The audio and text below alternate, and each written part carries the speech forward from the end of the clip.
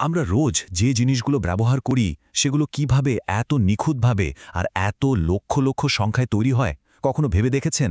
চলুন আজ সেই অসাধারণ দুনিয়াটার ভেতরে উকি দেয়া যাক আর দেখে নেওয়া যাক আধুনিক ইঞ্জিনিয়ারিংয়ের টুলকিটটা। শুধু এই ছোট্ট এয়ারবাডটার কথাই ভাবুন। এর ভেতরের জটিল সার্কিট, বাইরের মসৃণ প্লাস্টিকের বডি আর কানের সাথে একদম ফিট হয়ে বসা ডিজাইন। ভাবা যায় এরকম লক্ষ লক্ষ পিস একই রকম নিখুঁতভাবে বানানো হয়। কিভাবে সম্ভব এটা? আজকের আলোচনাটা কিন্তু এই রহস্য সমাধানেরই চাবিকাঠি। তো আমাদের আজকের জার্নিটা কেমন হবে? প্রথমে আমরা দেখব এখনকার দিনে ম্যানুফ্যাকচারিংয়ের চ্যালেঞ্জগুলো ঠিক কি কি। তারপর আমরা কিছু অসাধারণ টেকনিক দেখব যেখানে শক্তি ব্যবহার করে বা স্তর জমিয়ে জিনিস তৈরি করা হয়। আর শেষে একজন ইঞ্জিনিয়ার হিসেবে এই জ্ঞানটা কিভাবে কাজে লাগবে সেটাও বুঝব। ওকে, তো চলুন শুরু করা যাক। নতুন নতুন সমাধানগুলো দেখার আগে এটা বোঝা খুব দরকার যে আজকের ইঞ্জিনিয়ারদের ঠিক কী ধরনের সমস্যার মুখোমুখি হতে হয়, মানে আসল চ্যালেঞ্জগুলো কি কি। দেখুন, আজকের বাজারটা বেশ কঠিন। কোম্পানিগুলোকে একই সাথে অনেকগুলো উল্টোপাল্টা চাহিদা মেটাতে হয়। যেমন কাস্টমাররা চায় একটা ফোনেরই 10টা রঙের মডেল, আবার ডেলিভারি চাই ঝড়ের গতিতে। দামও হতে হবে কম, কিন্তু কোয়ালিটি হতে হবে টপ ক্লাস। এর সাথে আবার যোগ হয়েছে নিজের পছন্দ মতো জিনিস বানানোর দাবি। এই সব কিছুর চাপ কিন্তু পুরনো দিনের উৎপাদন ব্যবস্থাকে একদম শেষ সীমায় ঠেলে দিয়েছে। আর এখানেই আসছে আমাদের আধুনিক টুলকিটের প্রথম পার্ট। এখানে আমরা ব্রুট ফোর্স বা গায়ের জোরের বদলে খুব সূক্ষ্মভাবে এনার্জি বা শক্তিকে ব্যবহার করছি। এটা কিন্তু ম্যানুফ্যাকচারিংয়ের চিন্তাভাবনা একটা বিশাল পরিবর্তন। ব্যাপারটা সহজভাবে বলে, ধরুন একজন ভাস্কর হাতুড়ি আর ছেনি দিয়ে পাথর খোদাই করছেন। এটা হলো ট্র্যাডিশনাল পদ্ধতি। এবার ভাবুন আরেকজন ভাস্কর হাই প্রেশার জলের স্রোত দিয়ে পাথর কাটছেন। এটাই হলো নন কনভেনশনাল পদ্ধতি। একটায় টুলের সাথে পাথরের সরাসরি ধাক্কা লাগছে, অন্যটায় শক্তিটা দূর থেকে কাজ করছে, কোনো ছোঁয়া ছাড়াই। তাহলে এই নন কনভেনশনাল ম্যানুফ্যাকচারিং আসলে কি? সোজা কথায় এগুলো এমন কিছু প্রসেস যেখানে ম্যাটেরিয়াল সরানোর জন্য কোনো শারীরিক বল প্রয়োগ করা হয় না, বরং বিভিন্ন ধরনের শক্তি যেমন তাপ, বিদ্যুৎ বা রাসায়নিক শক্তি ব্যবহার করা হয়। মানে এখানে টুলের সাথে বস্তুর সরাসরি কোনো কন্ট্যাক্ট হয় না।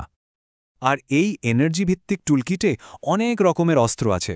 যেমন ধরুন EDM, water jet machining, ultrasonic machining, লিস্টটা বেশ লম্বা। প্রত্যেকটার নিজস্ব ক্ষমতা আছে। চলুন এর মধ্যে একটা খুব ইন্টারেস্টিং উদাহরণ ইডিএম কিভাবে কাজ করে সেটা একটু কাছ থেকে দেখি। ইডিএম প্রসেসটা দারুণ। এখানে টুল আর যে বস্তুটাকে কাটা হবে দুটোকেই একটা বিশেষ তরলের মধ্যে ডুবিয়ে রাখা হয়। এরপর একটা হাই ভোল্টেজ কারেন্ট দেয়া হয়। যখন ভোল্টেজটা ঠিকঠাক জায়গায় পৌঁছায়, সবচেয়ে সরু ফাঁক দিয়ে একটা ছোট্ট স্পার্ক লাভ দেয়। আর এই স্পার্কের তাপমাত্রা কত জানেন? প্রায় 10,000 ডিগ্রি সেলসিয়াস। এই মারাত্মক গরমে বস্তুর একটা ছোট্ট কণা গলে বাষ্প হয়ে যায়, আর তরলটা তাকে ধুয়ে সরিয়ে দেয়। এইভাবে বিন্দু বিন্দু করে কঠিনতম ধাতুও নিখুঁত আকারে কেটে ফেলা যায়। তাহলে বলুন তো, খুব শক্ত ম্যাটেরিয়ালের জন্য বল প্রয়োগের চেয়ে শক্তি ব্যবহার করাটা কেন মাঝে মাঝে বেশি কার্যকর? আচ্ছা, এবার আমাদের টুলকিটের দ্বিতীয় বিপ্লবী ধারণার দিকে এগোনো যাক। এতদিন আমরা কি করতাম? একটা বড় ব্লক থেকে কেটে কুটে জিনিস বানাতাম। কিন্তু এখন আমরা শিখব কিভাবে শূন্য থেকে, মানে লেয়ারের ওপর লেয়ার জমিয়ে জিনিস তৈরি করা যায়। এই কনসেপ্টটাই হলো শূন্য থেকে সৃষ্টি। এটা অনেকটা লেগো ব্লক দিয়ে কিছু বানানোর মতো। একটার ওপর একটা ব্লক সাজিয়ে পুরো জিনিসটা তৈরি হয়। অথবা ভাবুন তো আমাদের সরভাজা মিষ্টির কথা, যেখানে দুধের স্বরের পাতলা স্তর একটার ওপর একটা জমিয়ে মিষ্টিটা তৈরি করা হয়। ঠিক সেইভাবেই এখানেও মেটেরিয়ালের স্তর জুড়ে জুড়ে পুরো বস্তুটা গড়া হয়।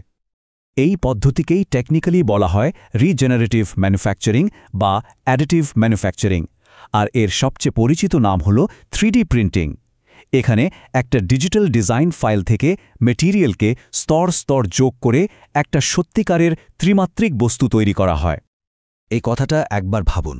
এমন দিন আর বেশি দূরে নেই যখন একজন ইঞ্জিনিয়ার তার কম্পিউটার থেকে ইন্টারনেটের মাধ্যমে একটা ডিজাইন মেশিনে পাঠিয়ে দেবে, আর পৃথিবীর অন্য প্রান্তে সেই মেশিনটা সরাসরি সেই জিনিসটা বানিয়ে ফেলবে। মানে একটা ডিজিটাল ধারণাকে সরাসরি বাস্তবে পরিণত করার ক্ষমতা। তাহলে স্তর জুড়ে তৈরি করা আর খোদাই করে তৈরি করার মধ্যে মূল পার্থক্যটা কি? এতক্ষণ আমরা কিভাবে তৈরি হয় তা নিয়ে কথা বললাম। এবার চলুন ফোকাসটা একটু পাল্টে কি দিয়ে তৈরি হয় সেদিকে নিয়ে যাই। মানে ধাতু ছাড়াও পলিমার আর সিরামিকের মতো জরুরি উপকরণগুলোর প্রোডাকশন কিভাবে হয় সেটা দেখা যাক। এই টেবিলটা দেখুন, প্রত্যেকটা মেটেরিয়ালের নিজস্ব গুণ আছে। পলিমার যেমন হালকা আর ফ্লেক্সিবল, তাই ইনজেকশন মোল্ডিং দিয়ে প্লাস্টিকের বোতল বানানো হয়। আবার সিরামিক খুব শক্ত আর তাপেও নষ্ট হয় না, তাই কফি মগ বানাতে একে পোড়াতে হয়। আর ধাতু তো শক্তিশালী বটেই, তাই তো গাড়ির ইঞ্জিনের পার্টস কাস্টিং বা মাশিনিং করে তৈরি হয়। মানে যে কাজ তার জন্য সেই রকম মেটেরিয়াল আর সেই রকম প্রোডাকশন প্রসেস। আসল কথাটা হলো, একটা প্লাস্টিকের বোতল বা একটা সেরামিকের প্লেটকে কিন্তু ধাতুর মতো করে মেশিনিং করা যায় না।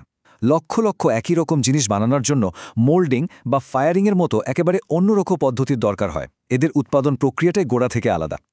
তাহলে বলুন তো, একটা সেরামিক প্রোডাক্টকে মজবুত করার জন্য কোন জরুরি ধাপটা দরকার, যেটা প্লাস্টিকের জন্য একেবারেই লাগে না? চলুন এবার সব কটা ধারণাকে একসাথে করি। এতক্ষণ যা যা শিখলাম সেগুলো দিয়ে একজন ভবিষ্যৎ ইঞ্জিনিয়ারের টুলকিটটা কেমন দেখতে হবে আর এই জ্ঞান বাস্তবে কিভাবে কাজে লাগবে সেটাই এখন দেখার বিষয়। তাহলে রিক্যাপ করা যাক। আমাদের আধুনিক টুলকিটে প্রধানত 3 ধরনের টুলস আছে। 1. এনার্জি টুলকিট, খুব শক্ত মেটেরিয়ালে জটিল আকার দেওয়ার জন্য। 2. লেয়ারিং টুলকিট, কাস্টম ডিজাইন আর খুব তাড়াতাড়ি স্যাম্পল বানানোর জন্য। আর 3. নিউ মেটেরিয়ালস টুলকিট, যা দিয়ে প্লাস্টিক আর সিরামিকের মতো জিনিস বকি মাপে বানানো হয়।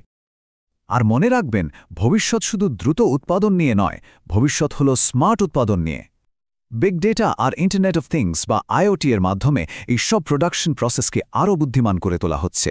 মেশিনে লাগানো সেন্সর থেকে রিয়েল টাইম ডেটা নিয়ে পুরো প্রক্রিয়াটাকে আরও নিখুঁত আর কার্যকর করা সম্ভব হচ্ছে।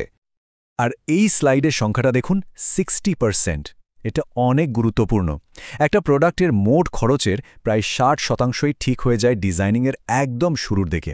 মানে কোন উৎপাদন পদ্ধতি বেছে নেওয়া হবে, এই একটা সিদ্ধান্ত কতটা শক্তিশালী, এই তথ্যটা সেটাই চোখে আঙুল দিয়ে দেখিয়ে দেয়। তাই আসল প্রশ্নটা শুধু এটা নয় যে কি বানানো যায়, বরং আসল প্রশ্নটা হলো বানানোর পদ্ধতিটাকে কিভাবে আরও নতুন, আরও উন্নত করা যায়। আর এটাই আজকের আলোচনার সবচেয়ে বড় শিক্ষা। এই যে টুলসগুলো নিয়ে আমরা কথা বললাম, এনার্জি ভিত্তিক মেশিনিং, অ্যাডিটিভ ম্যানুফ্যাকচারিং, নতুন মেটেরিয়ালের প্রসেসিং, এগুলো শুধু আজকের দিনের প্রযুক্তি নয়, এগুলো ভবিষ্যতের ভিত্তি। একজন ইঞ্জিনিয়ার হিসাবে শুধু এই টুলসগুলো ব্যবহার করা জানলেই কিন্তু চলবে না।